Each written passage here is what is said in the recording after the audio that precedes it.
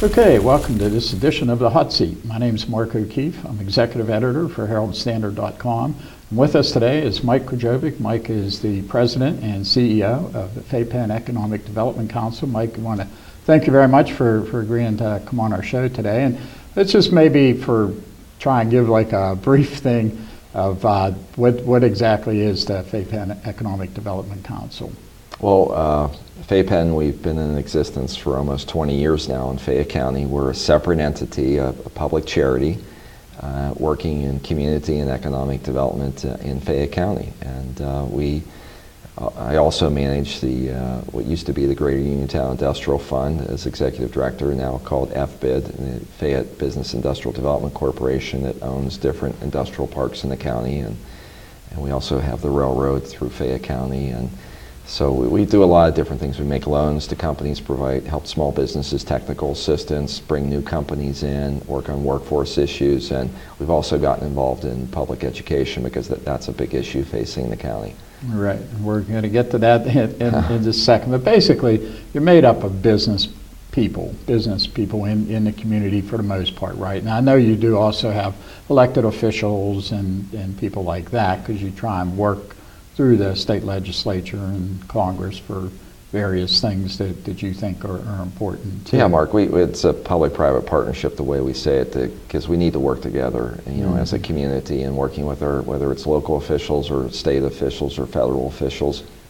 We can't do it on our own. And yeah, there are a lot of business people, but we also want to take that social aspects, people that are involved in education or maybe food or other community activities on our board, and we try to get geographically representation from the entire county on the board, so we kind of keep abreast of all the different issues. Mm-hmm. And one of the top issues that certainly has been come up over the past year or so has been education, and FAPEN has, I know you've tried to maybe offer some suggestions about some different things. What exactly, what's your goal kind of been, what you've been trying to do in terms of education here in Fayette County? Well, we recognized several years ago that we were having some problems in the education system. It's been extremely frustrating to me over the years when we bring these new companies into the county to see the mid and upper management elect not to live here. And the reason for that is because of the school districts. And, I'm not trying to be critical, trying to blame. I'm stating a fact, and I'm expressing my frustration. While we try to bring jobs into the county, the most high-paying jobs don't stay here. What's the purpose of creating a job if the people don't live in our community? We go to our churches, support our Boy Scouts, our Little Leagues and soccer leagues. They move their children and their families elsewhere. And whether it's Westmoreland County or Morgantown, or we're working with one person right now, a company that just came in, and they probably think they're going to move to Peters Township in Washington County. And this person's going to have a very high income, and I'd love to keep that here because the small business owners would love to have it, and they're going to put a nice house, which would be revenue for the school districts, and we keep losing that, and it's very frustrating to me. And isn't part of the problem too in terms of the jobs that are being offered, and whether or not Fayette County residents are trained and able to take these jobs? You're right, Mark. I mean, across the board, we have employers at all categories, industry sectors, saying they can't find good people. And it's either lacking the right skills or the right work ethic. They don't want to work. We hear that comment quite frequently. And then also passing a drug test.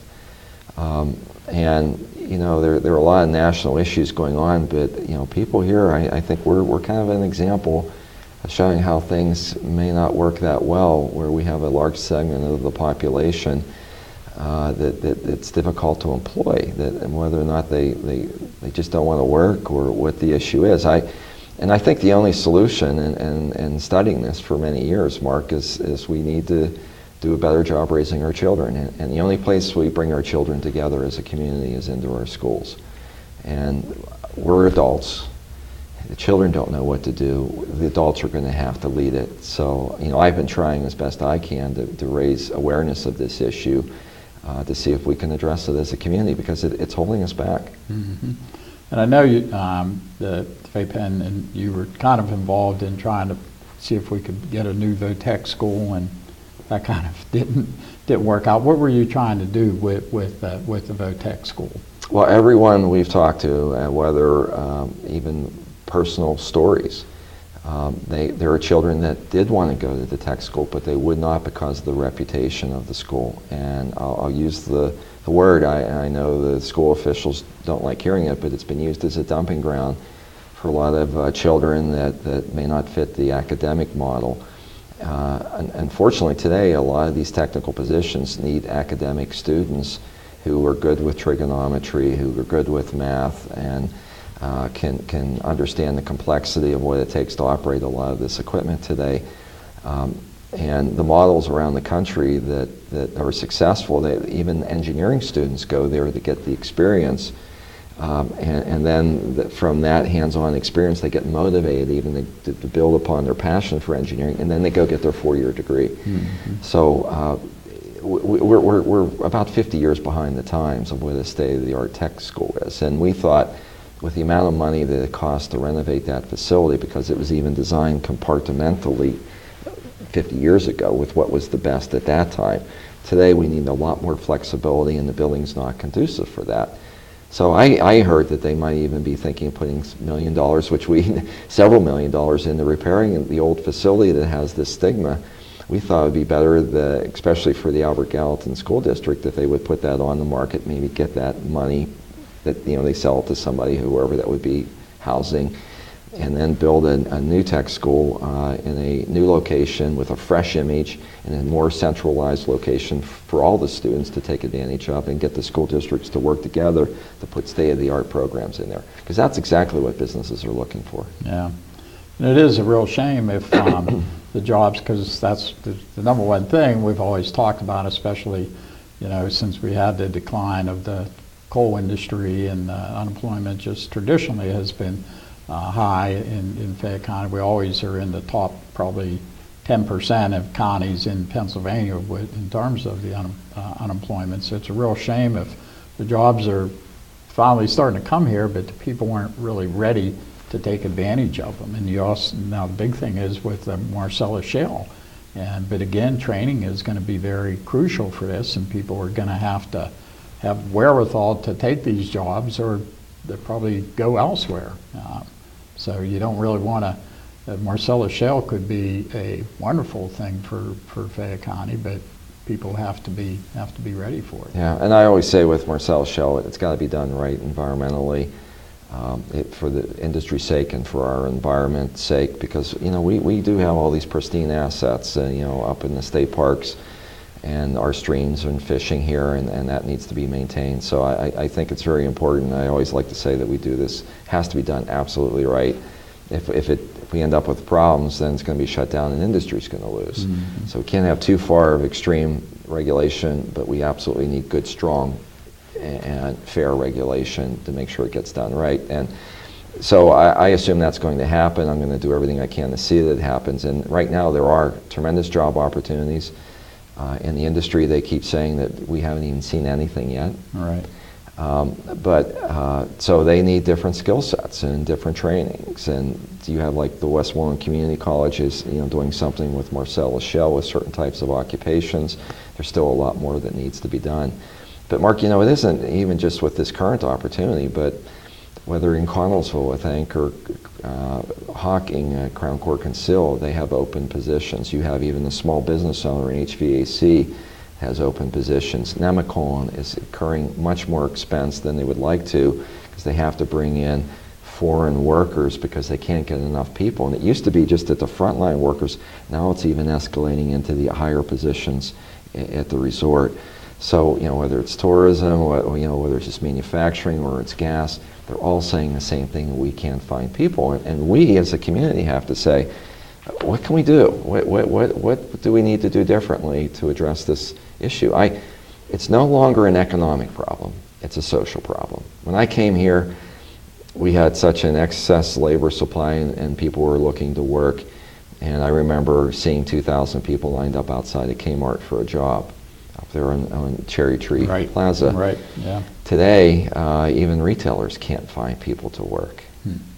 Yet we got a high 9+% unemployment rate. Something's not right. Right. So in looking at the whole situation with the VOTEC, where the plans were put out there, and it probably would have amounted to some type of tax increase, but people just seem to be so averse to that sort of thing, school board people and in particular. What was your reaction kind of going into that? Was that something that was it worse than what you thought, or what did you feel was kind of the main problem there? I think we have a cultural issue here in Fayette County. I think we're still living with a depression mentality. It's absolutely true that we went through a tremendous hardship when the coal mines shut down in the 40s and 50s, and we went into this long decline, and we have generations that have grown up in that environment, and they go, the best thing we can do, because we can't afford it, is to keep our taxes as low as possible. But local taxes are an investment that are spent locally. We got to get out of this cultural mindset that that's the way we take care of ourselves, rather than pulling our resources and investing in something worthwhile that gives us a return on this. I always say it's better for a child to come out and have a good job, or if they don't come out and can't get employed and get involved in drugs, and we have a big problem with that in Fayette County, and they end up in prison for the next 30 years, and it's $30,000, $40,000 a year. If you look at the cost of putting a little bit more, I think the new tech school might have been only maybe a couple dollars a month, versus a liability would be in thousands and millions of dollars and much more. And plus, it's just not even the financial reasons, but doesn't it make you feel better inside of yourself and your heart that you're doing the best you can for the children? I think we even lost the sense of the generation wanting to help the next generation advance in the county. And I even think the faith-based community needs to start playing a role, because it involves so many different aspects in our community, Mark, of how we care for our children. With the tech school, if we would have all came together, public money, state and federal money, takes the path of least resistance. And what do I mean by that? If everyone's bickering and fighting, the money doesn't want to come here, because if it comes in, you upset these people, but if everyone's together, you make everyone happy, then your state and federal legislators are willing to help you get the resources. And just looking at the money they're probably going to be putting into the old building right now, that could have been used for a match with the state and federal money. Just up the road at Sony in the capital budget, Rendell gave $10 million to renovate that facility. And we could have, I firmly believe, if we were working together, we could have received several $1 million to pay most of the cost for a new building. I don't think it's still out of the question, but we would have to work together. Okay, we're going to take a break right now. Stay tuned. We'll be right back. Monongahela Valley Hospital presents Innovations, a series of free medical information presentations for our community. Hello, I'm foot and ankle surgeon Dr. William DeCarbo. If you have foot or ankle pain, join me on Wednesday, August 3rd at 6 p.m. at Monval Healthplex to learn about the latest treatments for osteoarthritis. To reserve your seat, call Monongahela Valley Hospital, 724-258-1333. Welcome to our inconvenient voice message system. Pay attention, this could take a while. Hello, this is the Glassport Pharmacy. How can I help you? I'm sorry, is this a real person? Yes, ma'am. I'm the pharmacist. How can I be of service? I'm so glad to talk to you. I have a question about the prescription my doctor gave to me. The Medicine Stop is now offering free pickup and delivery on all prescriptions. The Medicine Stop, the way a pharmacy should be.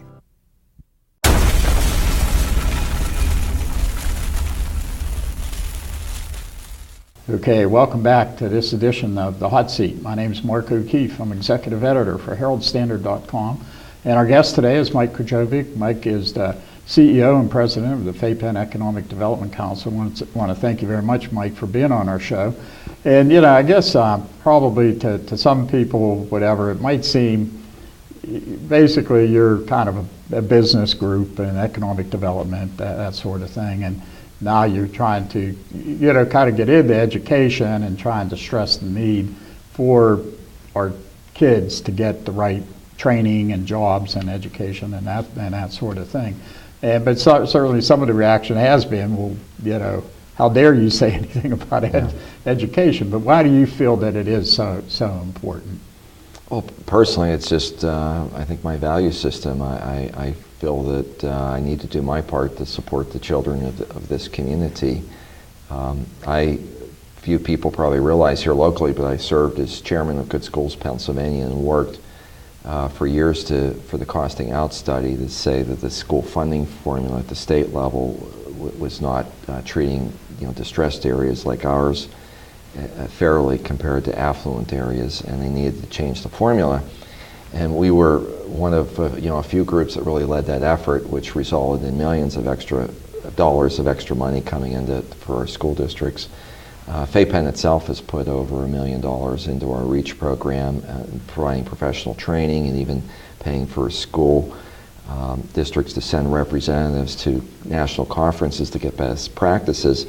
In fact, Laurel Highlands was one of the leaders in implementing some of those ideas, where they have national academies now set up within the high school system. I think it might be over 10 now, and they got that through FAPEN, helping to get them to learn about best practices around the country. So we're doing as much as we can with what resources we have, Mark, but it's our economic future, it's complicated though, because you get into the school boards, you get into the teachers unions, you get into funding and politics, local and state, but all these issues, all these different areas need work. And I think that, like we were saying, we were talking about the VOTEC school, and obviously you were trying to convince them to build a new VOTEC school, and the reaction was not, it almost seemed to be just, they didn't want to hear it, and they didn't even want to. I know you even had some of your people going around to some of the school board meetings, and they were hardly even able to speak, to give their presentation. That had to be somewhat disappointing. Well, that's not right when you have public body that's trying to silence people coming in there, and we're saying, the business community is saying, we want to work with you, and we have ideas and suggestions, and you start to ask deeper questions. Why don't they want to hear that, and why don't they want to work on it? And you're not going to solve a problem unless you're willing to talk about the problem. And even at the superintendent level, some of the superintendents come back, well, how dare you talk about that? Well, we need to point it out so we can work with you to get the funding to correct the problem, or do whatever we need to do to fix the solution.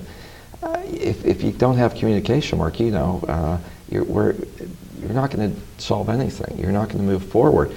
We're willing to come together and get the community behind doing the right things.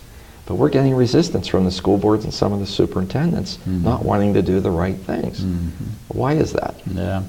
Yeah, it just seems like they're kind of maybe overly defensive, or any type of criticism or whatever comments, really, they seem to take kind of offense to. Well, what about the school boards? What do you see as maybe the problem with some of the school boards? And you've been around a little bit too, so maybe if you see a difference between like school boards here and other parts of Pennsylvania, or Oh yeah, absolutely. And we need people to run for school boards that want to put academics and the children first. And I've heard many stories of, I need to do this for this friend, whether it's a contract or it's a job, getting a relative job in the school district. Many times superintendents, they have both hands tied behind their back, as the school board says, I know you want to hire this person or these three people because they're the best qualified, but down here at the list we got people, but that we'd like you to hire. And so the administrators don't even have free reign. The schools that are successful, you have a board that says, look, we're here to hire a good superintendent that has a good vision for moving this school forward, and we're going to back them in doing what needs to be done. And most of our superintendents don't get that support from the school boards.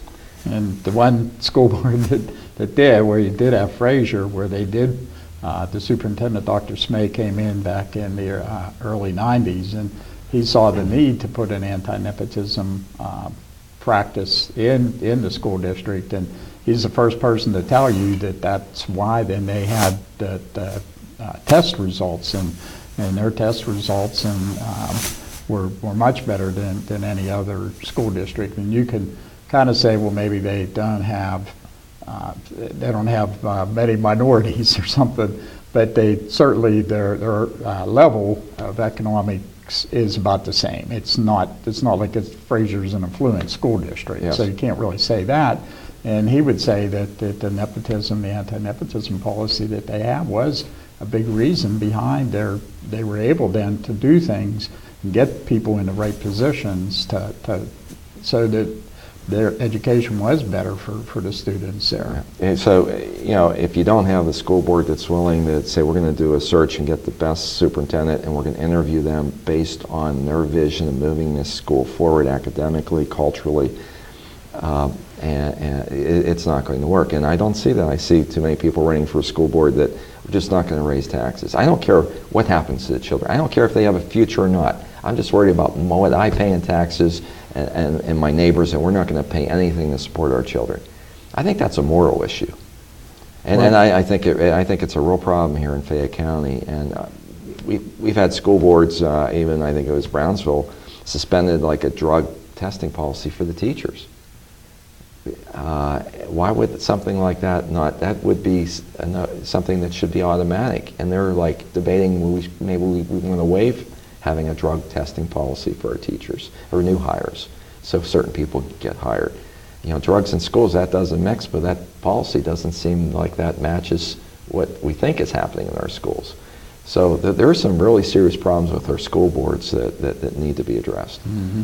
And there has been some talk. Tim Mahoney has been come up with a proposal where you would keep the high schools but consolidate basically the administration. You'd only have one superintendent, one business manager, one transportation coordinator, that sort of thing. And instead of having where each school district now has its own school board, so you got 6 school districts, you have 54 people, you would only have 9 people running the school board for the whole county. Do you think that there would be advantages to that? Well, I'm keeping an open mind. I mean, the study isn't completed yet. I don't know what it's going to say, Mark, but I just look at it right now. We're almost at a stalemate. Things aren't moving, and we've got some serious problems in the county, and we just talked about a few of them, and there are a lot more. Just right now, you'd think it might be easier to deal with 9 people than 54 people to address these problems. Because to me, it's clear that the 54 that we have right now aren't addressing the problems. There are some really good school board members, I want to mention that, but we've heard comments that they're extremely frustrated, that they don't have majority control and they can't get the things passed that need to be passed, and it's very divisive. And I think if we did go down to 9, I think institutions like the Herald Standard and so forth, we could do a much better job of qualifying people to see what their history is, their experience, their viewpoints, their qualifications for being on the school board are to make a better decision. Because it just isn't working right now. I'm open to any solution, not for the sake of school boards but for the children. Mm-hmm. We've got to do something better for our children. One of the things I think that we've seen over the years, and I'm sure you have too, is that it definitely running a school district now is much more complicated than maybe it was 30, 40, say 50 years ago. Just the finances involved, and when you're refinancing bond issues and this sort of thing. And that's one of the things that kind of strikes me, that sometimes you wonder, I have trouble understanding some of this stuff, mm-hmm. and you just wonder how many of the school board members really have a grasp on this, and if they really kind of know maybe sometimes even what they're really voting for or whatever. Yeah, no, I don't believe they do. You're absolutely right with the different funding streams, different grants, what they can be used for, restricted, unrestricted funding, capital expenditures, operating expenditures. I mean, costs have gone up. I mean, as fuel prices go up, and our superintendents have their hands again tied where they're not having enough resources to get the job that we expect to see. And you know, it's not a popular thing to say, but if you compare what other people in Greene County and Westmoreland County, our adjoining counties, are paying to support their local schools, they pay more than we do. And I think, you know, if we had the right boards with the right superintendents, with the right backing of those superintendents by the boards, and we raise our money, we can spend it in the right way, because there are some school districts that have a lot of money to spend, but they're not spending it in the right way, like the city of Pittsburgh. So we can look at the best practices and say, now if we just raise up incrementally, and I think we can, as public leaders, convince taxpayers that these dollars will be used for the right things, not for the wrong things, but for the right things to make a difference in the quality of their child's education. I think we can win that argument publicly. Well, what we've seen too is where anytime when you try and close a school and people would just, there's these big outcries, but yet the number of students that we're educating in Fayette County compared to like 30 or 40 years ago, it's almost half. So you have to think that at some point, some of these schools, just economically, no wonder, you know, if people feel that their taxes are high, or it's going, like you say, it's kind of going for the wrong thing. If you have a school where you only have like a certain number of kids going to a school, and maybe economically it would be much better if you close that school and send the kids to a couple miles away or something. It would benefit the whole school district. But these school boards just seem it's very difficult for them to make these kind of decisions. Yeah, and that's where I think, you know, if there was more of a consolidation, it would probably make those decisions easier, which have to be made for the benefit of the taxpayer and for the children. And so it's while that local school might be in the history of the family, things change, and it's unfortunate, but with the realities of what we're faced with and fiscal responsibilities that we have today, you know, those are decisions that have to be made, and that those millions are being wasted that could be put towards academics and help solve the issue. You know, Mark, and we talked about a lot of things, but even the teachers' unions, I think that they are their own worst enemy at times. And I've heard, just as I said, about stories with school board members, but I've heard stories with school teachers, even young teachers hired. They recognize there are some teachers in the school district that aren't pulling their weight. And maybe because a family member got them a job and they feel they were protected and they don't have to perform. And this is causing a huge backlash. You look at what went on in Wisconsin, still going on, and nationally. The unions need to say, look, we do have some dead weight. They're doing just as much damage to children in that classroom as not having enough funding. And they need to clean their ranks so that this public criticism isn't directed at the teachers' unions, because I believe that 90% of them are really good, hard-working teachers, but it destroys the morale of any organization when you got 5 or 10% that aren't performing. Why should I work when they get away with that? Right. It doesn't have to be a union. It could be just a private organization, non-union. Right. It destroys the morale of any organization. And this public criticism, you know, as long as they keep protecting this class, it almost justifies the criticism. Right. Well, unfortunately, I know we could probably talk about this all day, but unfortunately our time's running out. But you know, so you're going to keep up the good fight there and try and see what you can do in the future to try and improve education here in Fayette County. Yes, we're going to do the best, whatever we can to raise awareness on this issue, Mark. Okay, I want to thank Mike Krajovic, the President and CEO of Fayette Penn Economic Development Council, for coming on our show today. And I want to thank you for watching. My name is Mark O'Keefe. I'm Executive Editor for HeraldStandard.com. We'll see you later.